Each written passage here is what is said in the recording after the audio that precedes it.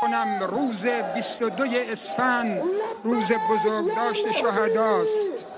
سال روز صدور فرمان حضرت امام مبنی بر تشکیل و تأسیس بنیاد شهید انقلاب اسلامی است. لازم می‌دانم به عنوان یک خدمتگزار کوچک در این مجموعه از همه عزیزان در این بنیاد که بنیادی ترین بنیادهای انقلاب است، افضل بنیادهای نظام مقدس جمهوری اسلامی است که در خدمت خانواده معزز و مکرم شهدا،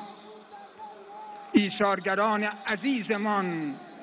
خدمت رسانی می کنند، تقدیر و تشکر و امتنان و سپاسگزاری را داشته باشم. مخصوصاً استان اصفهان با حدود 85,000 پرونده ایثارگری در عرصه‌های مختلف